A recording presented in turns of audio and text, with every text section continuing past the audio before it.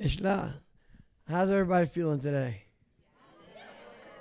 I know you ain't from New Orleans. If I said everybody's feeling, they go, yeah, everybody, how you feeling today? All right, now you make me feel at home. All right. My name's Grayhawk Perkins. Actually, in my language, I'm Andres Tiashla Bianake at Bibioa, weird last name, Perkins. And I belong to the United Houma Nation. I'm also Choctaw, and I belong to the Muscogee Nation along with my sister here. And I was going to open up and tell you a little bit about us in Louisiana. We are a mound builder people, and I myself live only a few miles from one of our mounds. If you ever heard about the mounds in the Southeast, we had whole cities. And I always tell people, I say, hey, look, everybody talks about the little villages and the teepees and this, that. No, we had big cities, man. We had architecture, we had agriculture, we had astronomy, we had it all. And we were building these big mounds that are 80 feet high. We had cities that are as big as New York. We wasn't going anywhere, okay? And we're still there. My tribe, we have 17,000 people. In our language, we speak three, not including that foreign language called English. But we speak Houma, we speak Choctaw, and we also speak Mobilian. And today I'm going to open up in one of the languages that is very rare. In fact, it became a trade language in the Southeast, and it's the Mobilian language, and I'm going to do a welcome in that.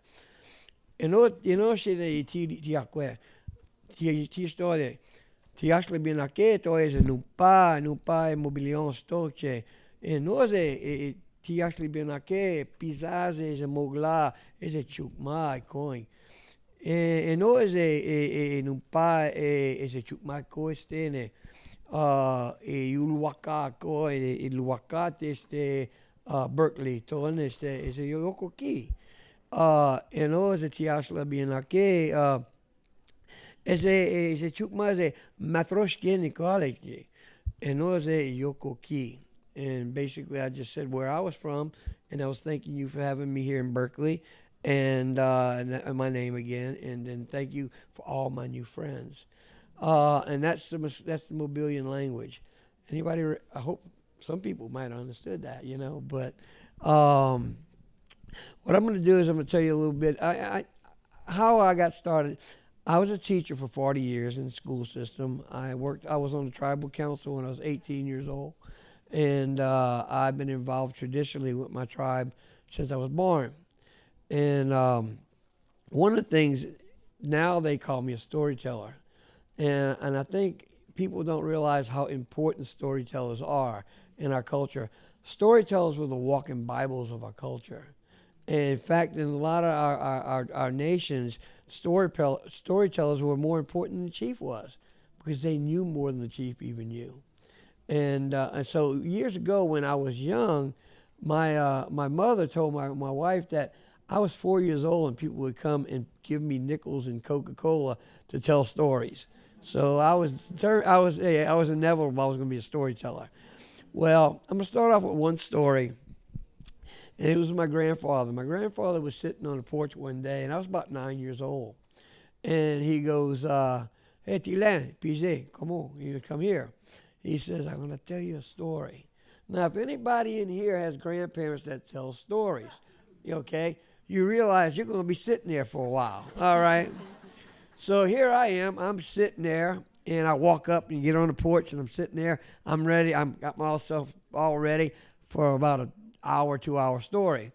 Well, he tells me the story, and it's only 5 minutes long. Well, I was going, whoa, that ain't Grandpa. Something's going on here. And he says, go play. I said, okay. So I go play, and about 3 o'clock that afternoon, he says, Tilanje, Pizza, come here. Tell me that story that I told you this morning. Well, 45 minutes later, I finished that story. And he looked at me and said, oh, you're going to be a storyteller. He said, I would have been upset if you would have told me that story exactly the way I told it to you. But as a storyteller, we take the stories that we learn and we add our life experiences in those. And at 9 years old, I had a lot of life experience at that point. And I added things to that story, and he just was so happy because he said, you see things that other people don't see. And he says, when you tell that story, make it your own. Make it your own. And I've done that ever since. And, I got a new book that just came out, and I spent a long time putting it together, and it's taken some of our old stories that are fractions of stories, and I brought it into the 20th century. Now we have all these stories that are now finished. I had somebody tell me not too long ago, especially when I was writing the book, they said, oh, that doesn't sound traditional. I said, are we supposed to stop 300 years ago? No, we need to write the new stories. And I'm going to write and I'm going to talk in the same fashion that I grew up in. And I know people usually, when I walk in, they look at me like this, and then I don't have that Indian talk, I'm from New Orleans. I'm going to have a New Orleans accent, and that's how you're going to hear me. And somebody once told me when I did a program, where's your Indian outfit? It's here. I'm Indian. It's my outfit, all right? That's it, and they go, what? I said, earlier we looked at a picture of my great-great-grandfather in 1842, and he had just come back from Washington. He was dandy, dude. He was decked out, and he had his ruffled shirt on and everything else. That, to me, is traditional. I'm representing my great-great-grandfather, and that painting was authentic. And so when I come, I'm representing my people, and this is the way I dress, Yeah. So I don't have to put on a show. Somebody says, one time they said, at your house, do you have Indian stuff? I said, I don't have anything Indian on my walls. And he said, well, how do you know what's Indian in your house? I just look in the mirror. There it is. I just look in the mirror. I don't need stuff on my wall. I just look in the mirror. I got a lot of stuff from the Irish culture and all that because I collect all cultures. Well, I'm going to go to the second story because I know I don't want to take up too much of your time, but the second story, it's in my book, and I felt, my sister here and I were talking earlier, and, we feed off of each other, and we both said this one word, and it kind of made her think of a story, and it made me think of a story, and I'm going to tell you this story. Once upon a time, there was a young lady, young girl. She was a good girl. She was a good Choctaw girl. Yeah. But the only problem is she never shut up. Anybody know anybody like that? No. Yeah. Well, she never got quiet. And anytime the elders were talking, beep, beep, beep, beep, beep, beep, she wouldn't stop. And her grandmother walked up and said, sometimes you need to be quiet and just listen and respect those elders. And so she tried. It lasted about 10 minutes. And Grandma said, look, you interrupt the elders all the time and you don't listen, you're not going to learn anything. You need to listen to those elders. You need to pay them respect. And she did it again. She tried it, but it didn't last long. Well, one day, she was walking down one of the dirt roads in our community. And as she's walking down the dirt road, she sees a mushroom ring in the middle of the field. Now, anybody ever seen a mushroom ring in the field? Yeah. Well, with European culture, they call it a fairy ring. They call it a magic ring. But if you're a Native American, you stay away from that ring. Okay? And she didn't hear that story about staying away from that ring. Well, she's walking along. She sees the ring, and she decides to go check it out. Well, she goes and checks it out, and she gets in the middle of the ring. All of a sudden, it just fogged up around her, and she is scared. And when it cleared up, it didn't look like the place she was in before. But outside that ring, there were two elders sitting on a log, and they had their back to her, and they were talking. And she goes, excuse me. And one of the elders did this. Now, all you Native people, when an elder does that, what does that mean? Wait a minute. Just give me a second. I'll be with you. They don't have to tell you anything. And she stops for a second. She goes, excuse me, interrupts him again. They do this. She went this with 2 fingers. 4 times. Native culture, we give you 4 chances. All right? She had her 4 chances. And finally, the other elder turned around and said, excuse me, are you always that rude? And the girl got quiet. She says, look, we're going to give you, we're going to do something here. We're going to make sure that you listen and that you learn. And then all of a sudden, the little girl turned into a butterfly. And the little girl looks down, and she's a butterfly. And she says, your job now, you can't talk now. All you're going to do is fly around. And when you see 2 people talking, you stop. You listen. And if the words are good, pass between them and let them know that the words are good. But if the words are not good, go the other way. Well, the 2 elders said, hopefully you learn something. And the 2 elders turned into butterflies, and they fly off. Well, the little girl is flying around. Finally, she starts doing that. She starts going from people to people, and she's just listening. And all the other butterflies, they watch what she's doing. And as they watch what she's doing, they go over to her and they talk to her. Now she's a butterfly. She understands butterfly language. Okay? And they ask her, what are you doing? She says, well, she explained what she was doing. And all the butterflies said, that sounds good. Then all the butterflies started doing it. Now, if anybody ever been sitting there with someone and a butterfly flies between you, I don't know if it ever happened, but I was talking to a group at Moundville in Alabama, 200 students, and telling them this story. And while I was telling them this story, 2 butterflies flew right between us. And the kids went, whoa.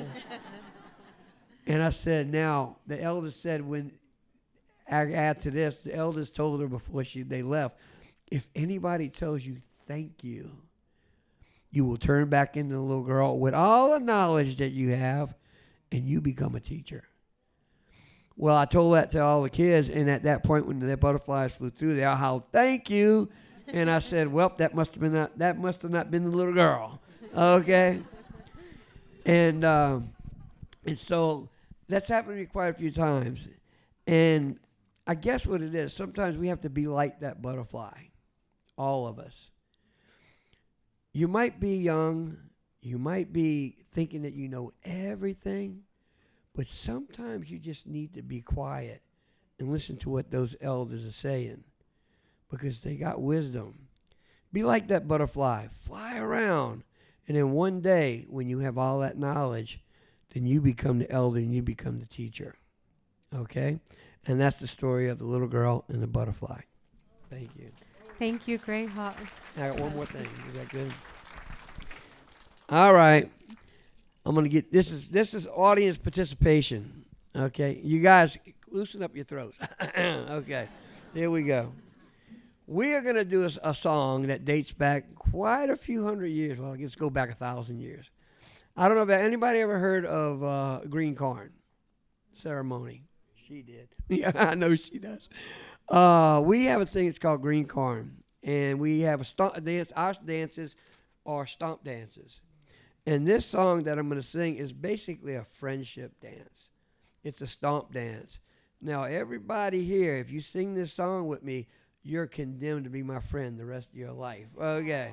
And you're also the friend with the person next to you the rest of your life. So we're going to do this song, and it's a call and answer. So everybody, we're going to try 3 words.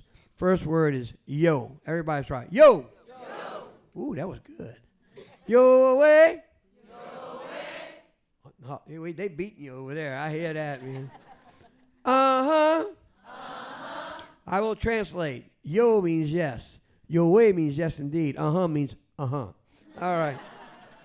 So, here we go. Me first. Yo.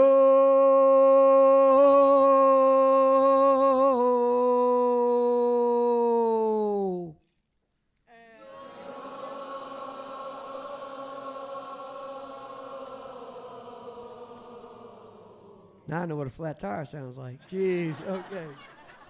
Yo way. Yo He-yay. He-yay. He-yay. He-yay. Ho-jo. Ho-jo. He-yay. He-yay. Ihi-ya. Ihi-ya. Ihi-ya. Hey, na he-yay. Hey, na he-yay. Ho-wahane. Ilona ehiya. Ho-wahane. Hilona ehiya. Hilona ehiya. Yo-ho-way-ya. Heno-ho-way-ya. Heno-he-chung-ma. Heno-he-lane. Yo-ho-way-ya. Heno-ho-way-ya. Aha. Aha. Aha. Aha. He-yay. He-yay. Eh-he-yay. Eh-he-yay. Ihi-ya. Ihi-ya. Ihi-ya. Ihi-ya. Ihi-ya. Ihi-ya. Ihi-ya. Ihi-ya. Yokoki. And that means thank you. Thank you very much. Maro. That cool? Thank you. So cool.